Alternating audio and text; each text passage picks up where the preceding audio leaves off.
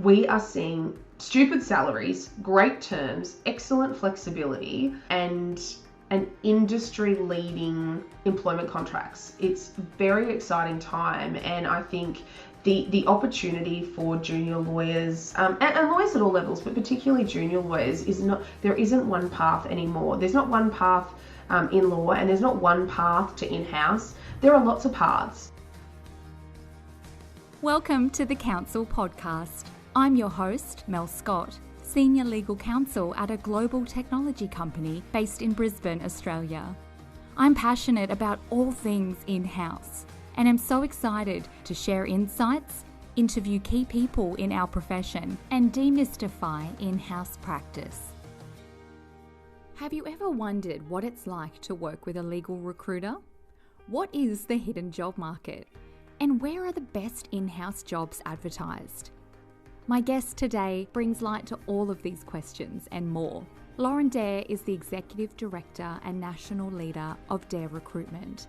I've known Lauren for well over 10 years now, and she truly does have a passion for building a future-focused and resilient legal industry. I've invited Lauren on the show at this time of the year, as it is usually after the flurry of promotions, salary increases, and the end of the performance cycle that lawyers who are ready to make a career change start to engage with legal recruiters. You might be considering a change for yourself in this very moment. Maybe this episode is the sign you've been waiting for. Enjoy my conversation with Lauren Dare.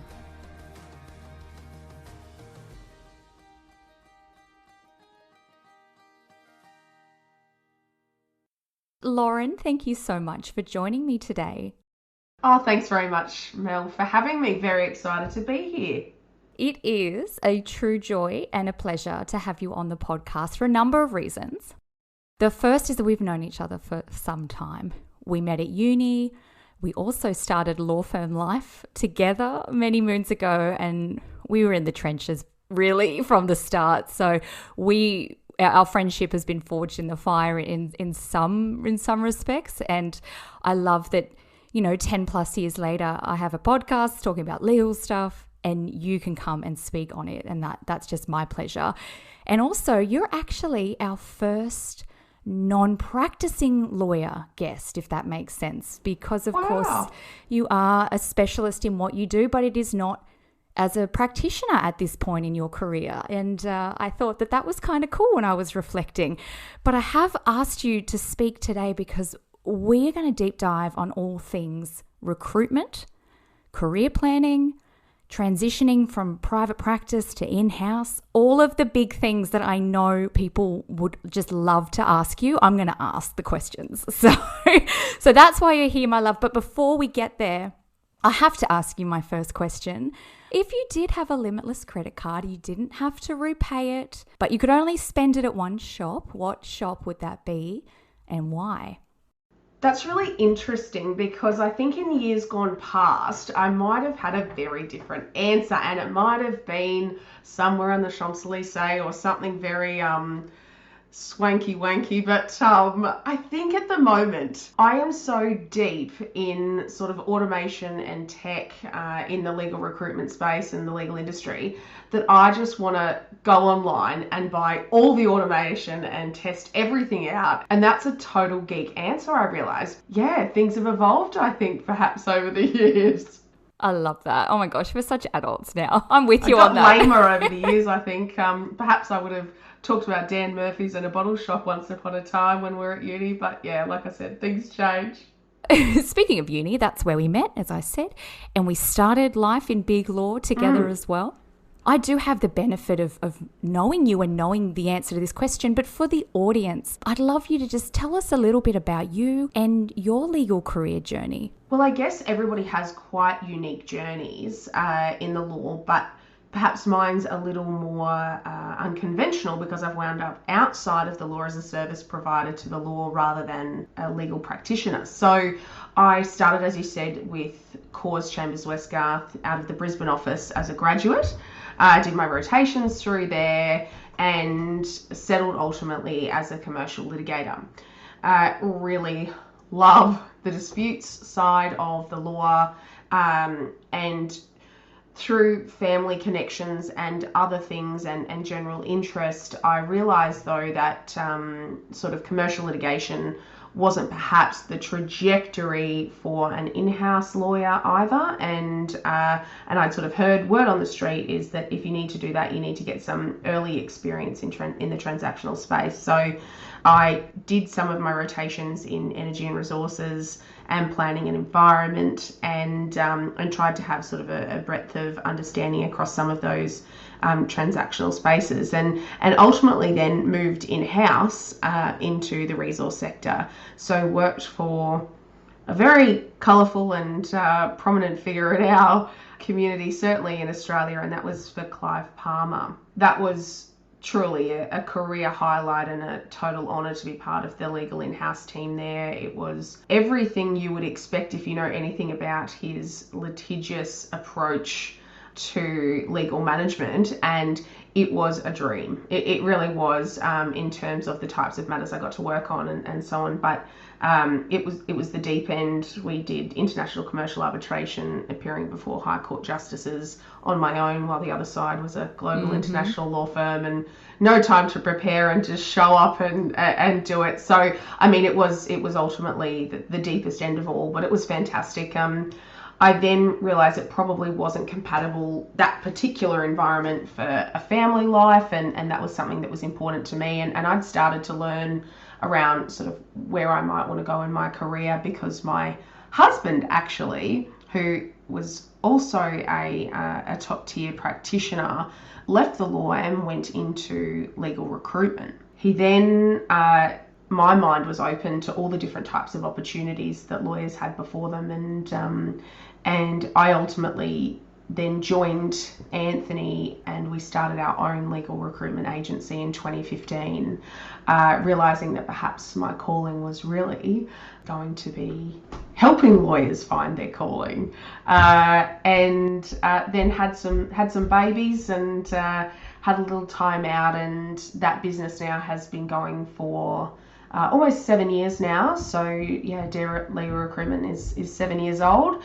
and gone from strength to strength. But now my rotten bloody husband, he's a shocker. He's gone back to be a practitioner. I think he'd bloody drunk the Kool-Aid and listened to his own advice and realised that everyone does have a place in the law, and perhaps he exited too early and he hadn't just found the right fit. I think in his journey through legal recruitment, he realised where his right place was in the law, and that was to run his own boutique practice. So he's off doing that, and I am in the chair leading Dare Recruitment. So that's the journey here.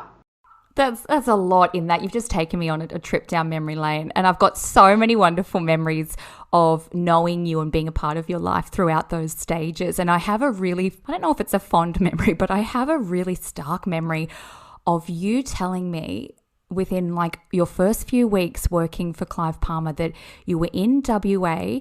I think it was appearing in like the Supreme Court. Like it was a big deal by yourself without counsel. I don't know what the word is. I was in awe. I was shocked for you. I was thinking of myself in that own situation, and I wouldn't have actually been able to do it. So when you talk about the deep end from private practice into in-house, I don't know anyone that's done it more deep end than you. and that's a very intense experience, I'm sure. Look, it was an intense experience, but it was the most incredible learning journey, and I will be forever grateful and forever richer for that experience. And I think that is something that junior lawyers, there is a fear that you go in-house and there is so much you don't know. And that's real, and you should be a little bit scared of it, but you should also be excited by that challenge. And you have to back yourself. If you're leaving private practice and you've had the comforts of that environment, and it seems odd to talk about the comfort of a law firm, but I can assure you that if you're thinking about moving in-house, there are comforts of a law firm that you won't enjoy in-house. And equally, though, that should be really exciting, because you've got much more scope to sort of extend your wings and really test the limits of your legal prowess and develop the skills that you wouldn't otherwise if you were sort of under the thumb, so to speak, of a very rigid hierarchical team. That's exactly it, isn't it? You have to throw yourself in the air and then trust that you can fly and trust that you've got the wings, because there won't be layers and layers of partner, senior associate, etc. reviewing your work before it goes out necessarily. It's just not the luxury of that time in the in-house space for the seniors to supervise heavily. So if you take up the challenge, you're kind of going to be on your own a little bit, which is really empowering, I found, and I think a lot of personalities really enjoy that. I think you did right, Mel, in that it is really exciting, and it is about sort of personality and planning. And I think the personality components of figuring out whether or not you are the right type of person to succeed in different in-house environments, and figuring out what the different in-house environment and opportunities look like, and who are the types of people that succeed there, and not just succeed there, but are really happy and comfortable there. I think who can have a long career in there. All of that does come down to sort of a bit of personality, but it's also preparation. So taking the leap in-house is something that needs to be done quite strategically, in my view, and with measured consideration in terms of timing and skill and targets for those in-house opportunities, and really doing your DD essentially on the types of companies that you would like to work for. Let's pivot and deep dive into that, because this is exactly the heart of where I want to get your expertise and your knowledge, where a lawyer is looking to move in-house for the first time and they're a little unsure. It's a bit of a mystery. Do I go on Seek? Do I approach the companies directly? Where are these roles advertised? Who are they looking for? There's so much in there. So if I take, I'm sure this happens on a daily basis. If I take you back to a time this week when private practice lawyer has come to you and they're pretty junior and they're keen for a change, what's the conversation that you have with them? What's the first step in that journey in working with a specialist recruiter like yourself?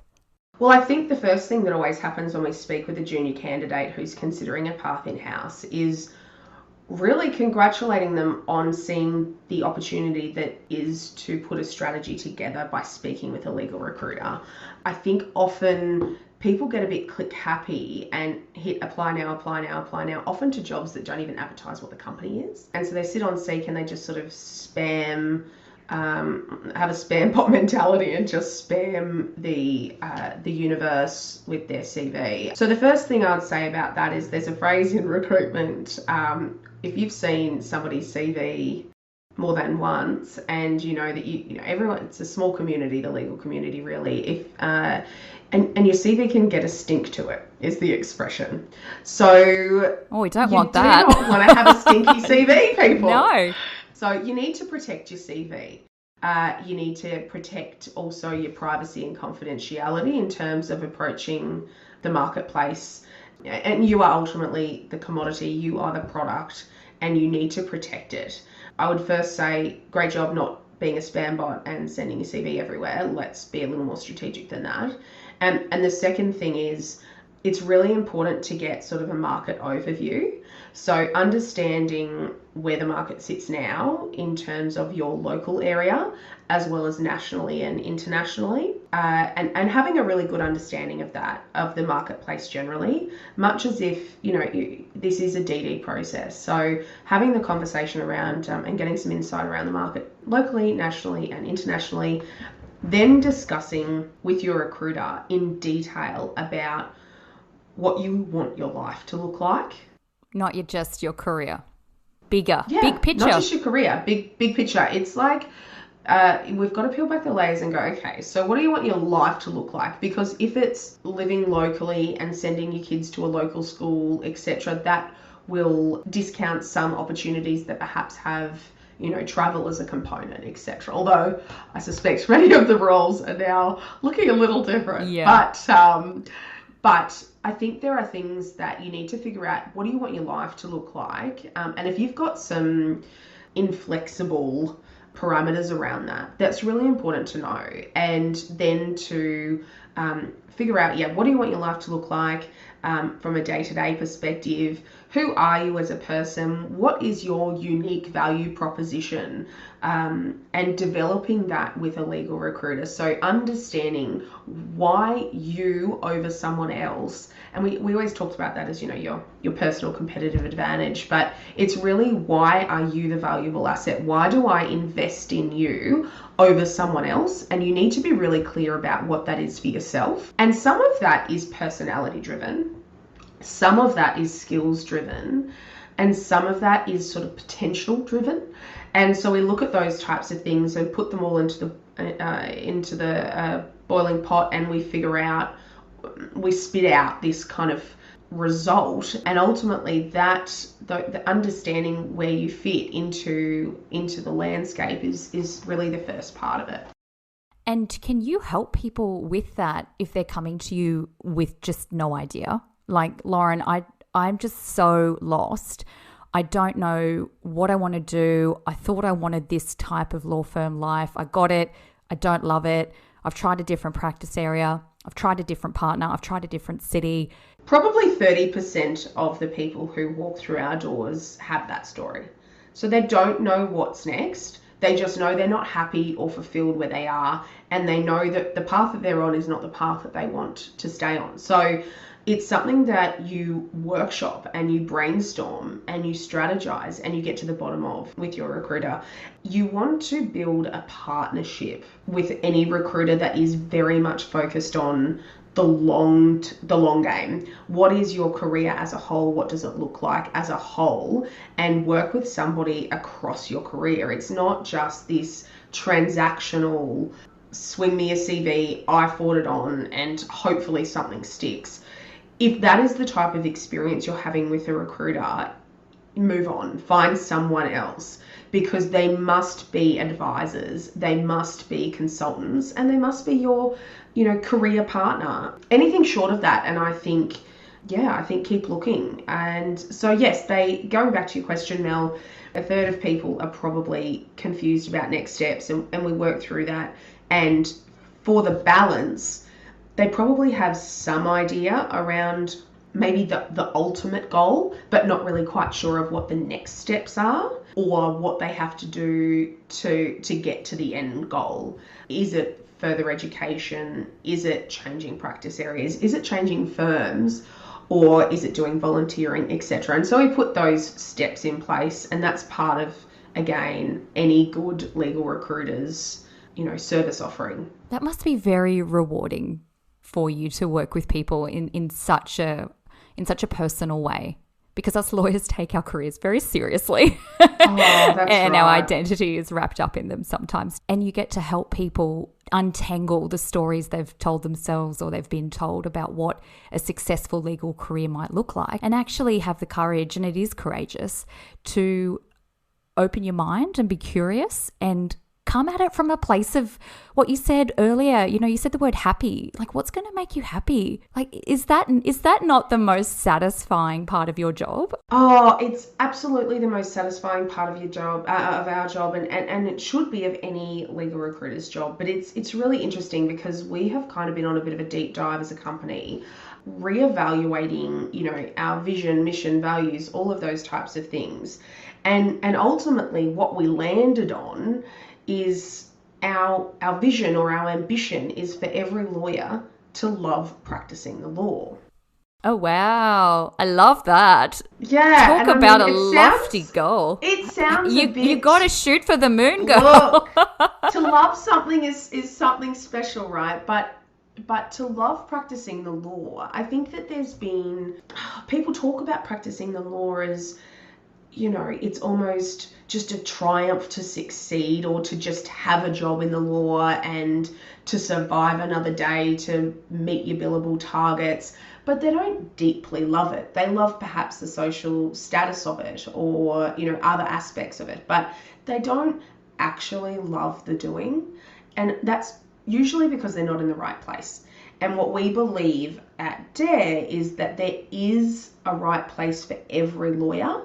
You just need the can do, the want to do, and perfect timing. And we added sort of perfect timing to that, not as an afterthought, but as a an additional piece, because sometimes what's right for us at one point is not right for us later. And we can have all of the can do and want to do, but if it's not right in terms of our family life, for example, then it's not the right opportunity and it's not the right place for you. And therefore, a job that you might otherwise love is no longer going to be that for you. Do lawyers have to pay you for this service? The short answer is absolutely not. And if a legal recruiter in Australia asks for you to pay a fee, run the other way. What you're describing is such a value add. It's like a hidden secret. To find a recruiter that can speak to you in the way that you're describing and help you in the way that you're describing is like a total hidden secret. You've said it to me before, but it's almost like the right recruiter, a great recruiter, can be your agent. That's right.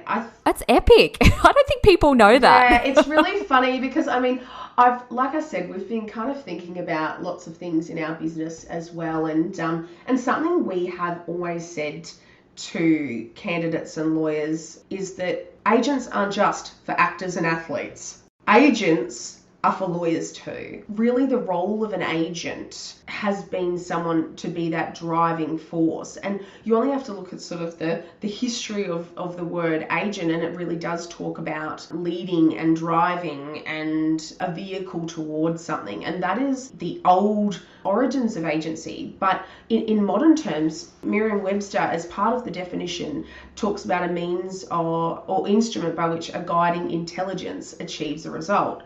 And why that's meaningful for us is we've sort of incorporated that into our way of doing recruitment. And that is that we want to be the guiding and driving intelligence, market intelligence, that achieves the desired result, which is for you to love practicing law. So if you can find an agency where the core values and the agency relationship is along that line, you're in the right hands. And I think you have to have a method of sort of analysis, advice, and advocacy, as opposed to just, flicking a CV, which unfortunately has given, I think, some legal recruiters a really bad name, and some hesitancy for lawyers to work with recruiters has been because of that reputation. And setting that aside and trying to work with somebody who has a true agency approach, much like you would have for an actor or an athlete. It's like a partnership. It is a partnership, and we know you, we know all of your trigger points, we know the highs and lows, we know what's going on in your family, we know how old the kids are, what the problems they're having at school, we know everything about you because we get to know you. And that means that the whole person turns up for work.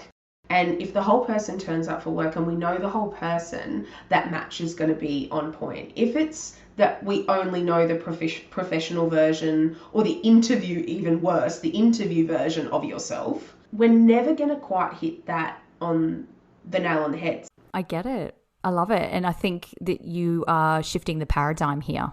I think it's really exciting. I want to tap into some of your market intelligence. You've got all of the goods, girl, and I want to give it to the people. So you got to tell me a little bit about, trends in the market that you're seeing, trends in the in-house sector. It's kind of bubbling away at, August 2021. What's happening? Okay, August 2021. Well, it's a funny, bizarre little marketplace. What we've seen over the last year and a half since COVID hit is some really interesting job trends. Of course, in the early part of last year, legal recruitment and including in-house recruitment completely died. So there were no roles. That shifted. And before the private practice sector picked up, in-house actually picked up. And so we saw probably in about June, July last year, an uptick in in-house vacancies. We were seeing a lot of sort of transformative change really in the in-house space, in terms of what the teams also look like, not just that there was sort of more roles available. The diversity of roles has been quite significant. So the new titles as well within, it's not just, general counsel, head of legal, or head of risk, for example. You're talking about, head of projects, project legal roles. And that's really, legal transformation within organisations, or they could be head of legal communications. So, I haven't heard that one. That's a yeah, great so one. that's an interesting title. And so we're seeing some new titles pop up. So what that means is it's probably consistent with the other trends in the global marketplace, really, and that is micro niching. So there's two schools of thought, right? So there's the generalist in-house lawyer who has to be across everything, and they're on the path to general counsel, and they understand all of the operational divisions of a business and all of the legal issues that might come across the business, yesterday, today, and tomorrow. But there's also now, like I said, this sort of micro niching where we are looking for someone to just do, for example, legal communications. So, within privacy, or a head of privacy, somebody to come in and just deliver legal advice in relation to privacy. So we're seeing some of that happen in the marketplace. So there is opportunities for people who thought that they had to be the generalist in order to move in-house, that there is probably more opportunity than ever before for specialists to move in-house. I mean, not without a careful plan, and we are at the start of this trend. This is the beginning. So keep your ear to the ground. There's more in this space to come, but that's where we're heading. We still probably have a place for the generalist in-house, but we also have a place for specialists, which is a new thing.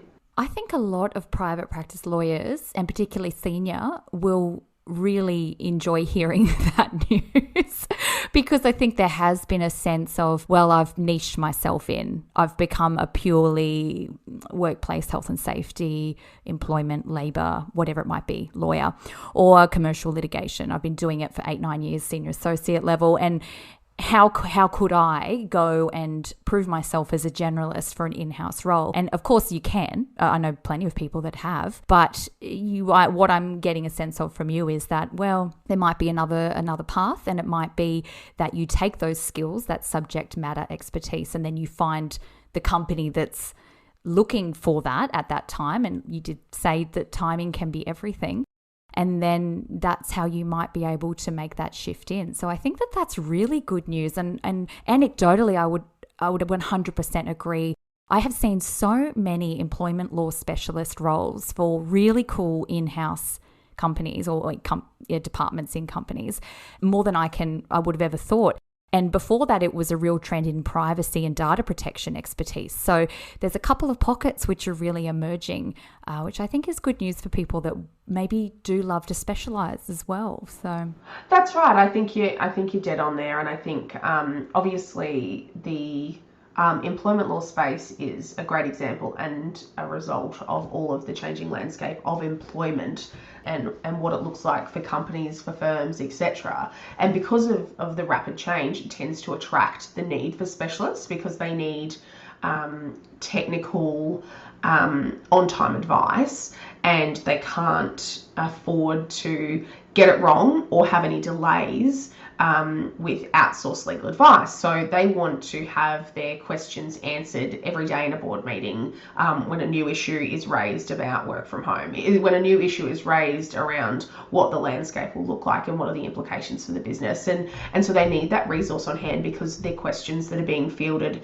every day by the company. And so that's probably why it's trending at the moment. And I guess what we need to look towards is what's next. And I think even in businesses that aren't tech businesses, outside of legal tech, fintech, etc., we are again seeing the need for technology lawyers and IP lawyers specifically in-house. And again, they were formed probably a very, very small percentage, but more companies are now looking towards having those areas of specialty in-house rather than outsourced to firms. Are you finding that there are more junior roles available than maybe there were when Anthony and yourself started in recruitment, that kind of 5, 6, 7 years ago? Is there any trend in that? I'm thinking kind of, 1 to 4 PAE. Yeah, absolutely. So One of the greatest changes in the sort of in-house slash private practice sector has, and that journey has been, there was really a tried and tested path to going in-house. The old guard would tell you you need minimum 3 to 5, probably closer to 5 years before you could possibly be of any value in-house. But what I'm seeing again is that there's more a trend towards employing based on attitude rather than on skill, and really sourcing the right values fit for companies and the right attitude. And so some of those things that come up a lot when I am dealing with corporate clients who are seeking in-house counsel, particularly at the junior level, they are looking for a couple of key traits, and that is resilience, because it's not a fluffy hold your hand environment. Usually it is fast paced and people will give you a quick no, and they need to be resilient. That's the first thing. The second is sort of unflappable. We need you to be even keeled. We need you to not jump up and down. I need you to just come in here, take it all in your stride, because there are usually a lot of different stakeholders and a lot of different people needing your input, and often at the same time. So that kind of goes hand in hand with another skill that they find quite sort of at the top of the list of desirable skills, and that's triage skills. And we're not talking about nursing, we're not talking about showing up at the hospital and figuring out who's most in danger, but we also kind of are. And yeah, if they're walking into the emergency room, and the emergency room is your office as a lawyer, and you've got someone from HR, you've got somebody from operations, you've got somebody from finance, they're all showing up at your door at the same time saying, I need this done yesterday, I need this right now, I'm walking into a meeting and I need an answer. You need to be able to triage those issues, and then be able to work out and sort of figure out what is most urgent, what is most important, and then sort of put them in those quadrants. That triaging skill is something that some people do fairly naturally, but it's usually something that builds over time, and a mindfulness towards that skill is something that, again, that we can kind of help and train you on, and you can sort of do lots of reading about, and we can send you some resources about that. So triaging, resilience, being unflappable, and probably the last one is being adaptable. Something that law firms traditionally are not is adaptable. They are slow moving beasts. They have done it the same way forever. While we are seeing, of course, disruptors in the legal space and have for some time, there are still many law firms that still have the same model and are rolling it out day in and day out. The old guard are ready to retire, and change will not happen until they do. So I think that being adaptable, why that's important in-house as compared with, say, traditional practice of the law, is really around the fact that most companies, as part of their values and the reason that they're around, is a commitment to innovation and evolution. And if they have at the core of their business being responsive to trends in technology and all of those things, and are innovators even in their field, and that's how they've stayed abreast of their competitors, they need you to come along that journey. And what your job looks like when you first start in-house will usually look quite different the following year, the year after that, 5 years down the track, 10 years down the track. Your job no longer resembles what you signed up for. And that is why they need you to be adaptable and resilient and quick to learn. And that's probably the last one, is the quick to learn. So I need you to be able to get across things really quickly and have a dedication to learning. Tell me about the hidden job market. Is that a real thing, or is that just a myth? It sounds mythical, kind of like unicorns. But there are unicorn jobs, and what's interesting about the hidden market, of course, is that it's hidden and that only a few people know about how to access it and how it might change your career. So essentially, the hidden job market is jobs that exist, or maybe don't even exist, but let's start with the ones that do exist, but don't ever go to market, so never are advertised. So these are companies that call someone like myself at Dare and say, Lauren, I don't want to go to market, but I've been thinking about toying with the idea of putting someone on in this kind of role. Have you got anybody that you think would be right for us? You know our company, you know what succeeds here. What do you think? Have you got somebody, or could you reach out to somebody that you know? So I then don't go to market and post an ad. I'm not advertising about it, speaking about it. No one knows about it except the person that I call.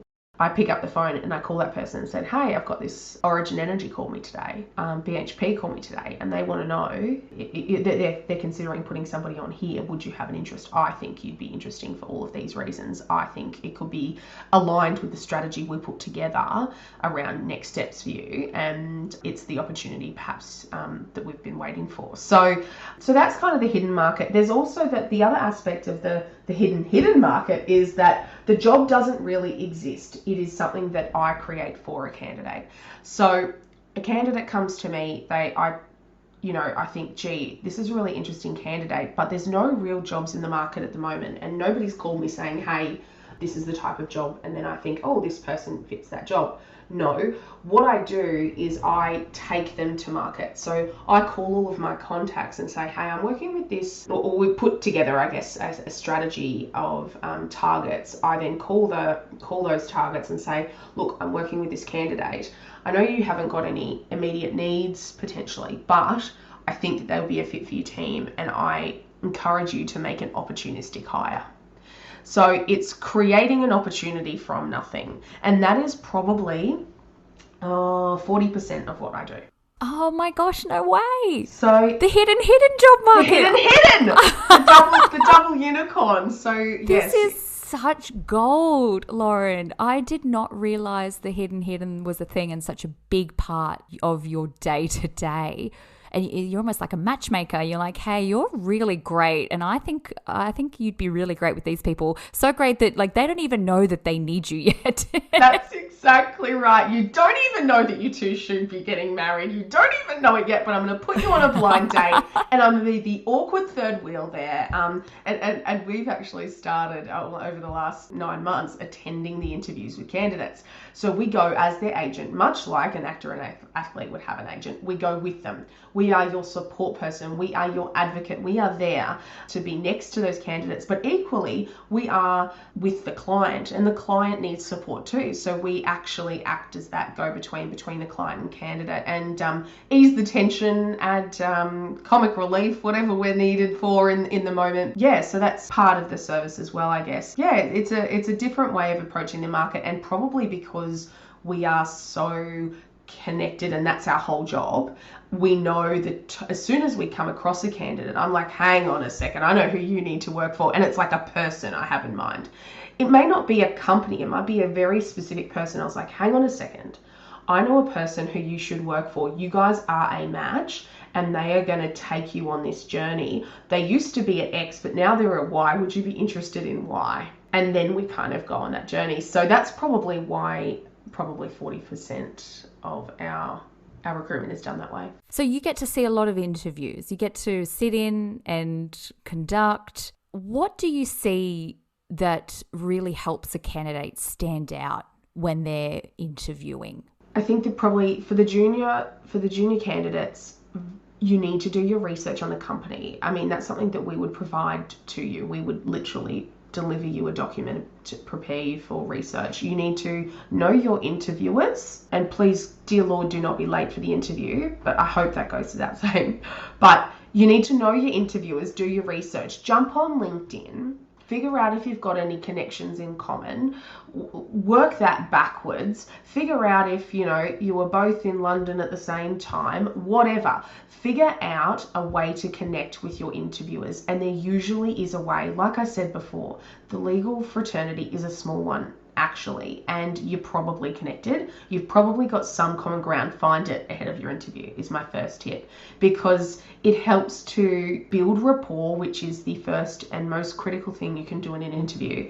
Build rapport and make them like you. That's it. That's your first job. And once you've done that, everyone breathes, and it loses that tenseness that can occur in an interview. So let's do that first. Focus on rapport, finding some common ground.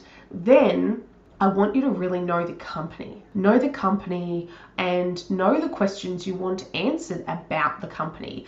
The deeper the questions you want answered, the more interesting the interview will be. And the more, engaging you'll be, because you'll have, some background, etc. And asking intelligent questions about the company and their plans for the future, for example, is really important. So yeah, knowing the company is probably the next thing. And in terms of other tips, is really being yourself. Because if you are truly yourself in an interview, and the best version of yourself, I'm not saying come in and be gross and do what you do in front of your husband or your wife. Be the best version of yourself, but be authentic to yourself. If you don't get the job, then that's okay. But if you were, pretending to be, somebody who you are not, and then you get the job on that basis, you're setting yourself up for failure. If you've been truly yourself, never take a knockback as a negative, because it wasn't for you and you weren't for them, and that's okay, because that's going to help us strategically maneuver to the next better role where you're likely to end up loving the practice of law. There's such great tips, and I love what you said about knowing the company and knowing the industry and asking some really particular questions that show that you're interested, because obviously so much of the appeal for working in-house is that you get to deep dive into that one industry, that one sector, that one client, that one company. So if you're actually not inherently interested and you don't really want to do too much research before the interview, that might be a sign that maybe it isn't the right fit. Maybe it's not the company or the sector, the industry that is just really exciting to you. So, and I know, to be fair, I'm really speaking from a place of privilege there, because there's just the realities that people need jobs and there's food to be put on the table and you need a little bit of cash coming in. And so you can't necessarily take the time to be picky about the companies that Lauren's going to put forward, and you're going to turn them all down because they're not necessarily the perfect thing. But all things being equal, if there's a little bit of time and you're not under a particular pressure, looking for a company where you want to go and actually, do the research and be curious would be a good sign. Oh, passion is everything when it goes to in-house. And I guess the only thing I would contradict to what you just said before, Mel, is really around, what those pressure points are for some people, and they do exist, and you need to get a job, etc. But you can get a job. There is a place for you. You can get a job where you're in an exciting industry that's exciting and passionate, that you're excited and passionate about, but it is just, you've just got to put that list of priorities together, right? And so if what's most important to you in order to be happy is, a particular level of salary or a particular flexibility around work and life, etc., then they become, the greatest fit factors. That's such a great point. It's such a great nuance point there. Everybody's list will be different, won't it? Oh, absolutely. And that is something that we need to work on very, very, very clearly at the outset. And that is in a lot of detail about, okay, if a job offered you this amount of money, but you could never work from home, is that an acceptable dynamic? No? Okay, so what if they offered you this amount of money, this little bit less amount of money, but you could work from home 1 day a week? And you kind of work through all of these, if this, if this, if this, if this, and all of a sudden going through that process and putting lots of different variables in, it actually sort of, a theme emerges, and what becomes most important to you becomes very clear. And so we'll put that sort of in order of priority, what is important to you. And you may not have been able to put your finger on it before, you just knew that all these things were pretty important, and that's really hard. At the moment, you're likely to get multiple job offers, and I mean, that's something as a whole nother topic around managing that. But if you're in a position where you're getting multiple job offers, because it is a candidate short market at the moment here in Australia in legal recruitment, there aren't enough candidates for the number of jobs going, and you're likely to get multiple offers. So you need to be able to discern what is the right fit for you and what is the best offer. It's not just the one with the highest salary necessarily. So if you've got that priority list, you're going to be able to do that sort of deep dive on how to analyze the right role for you in a much more effective and efficient way. Well said. And what a great position to be in if you're a candidate at the moment, by the sounds of it. If you are an Australian lawyer thinking about it, if you have one tiny thought about maybe I want to get a different job, maybe I could be a bit happier, maybe I could love the law a little more, and you're looking for perhaps another opportunity, we are seeing stupid salaries, great terms, excellent flexibility, and an industry leading, employment contracts. It's a very exciting time, and I think the opportunity for junior lawyers and lawyers at all levels, but particularly junior lawyers, there isn't one path anymore. There's not one path in law, and there's not one path to in-house. There are lots of paths, and we just need to work through that. So if whatever stage you're at, and if you're thinking about going in-house, don't have to wait until these arbitrary PAE tick over. So yeah, I'd encourage you to reach out and speak with a great legal recruiter and help put that strategy together. Lauren, we're coming to the top of the hour, the end of our time. I know we could speak on this, for such a long time. There's a lot in there. Thank you for spending just a little bit of time explaining the role of a legal recruiter, what great legal recruiter, agent, partnership, relationship can look like, and some of the trends that you're seeing. You've given some really great actionable tips as well. I think I really would take a lot from this if I was someone who was looking to move to my first in-house role. And if only this podcast was available when I was 7 years ago, but that's why I wanted to bring you on. So thank you again. Oh, thanks, Mel, and congratulations on a wonderful podcast. It's a fantastic source of information to in-house counsel. So congratulations again, and thank you to all of you listeners. We're very grateful to be here. Where can people reach out to connect with you? The home of a legal recruiter is LinkedIn, my love. So you can find me on there. It is Dare Recruitment, and my name is Lauren Dare. So it's very easy, like Truth or Dare. We will happily play a game with you and help you get on track in your career. Oh, I love that. Awesome. Well, let's leave it there. Thank you so much. Thanks so much. Bye now. Thank you so much for listening to this episode of Counsel. Please subscribe to the show so that you don't miss future episodes. And while you're there, it would mean the world to me if you could leave a review for this show. Tell me what you'd love to hear more of and where you're listening from. To learn more about in-house practice, follow me on LinkedIn and Instagram. Thanks again.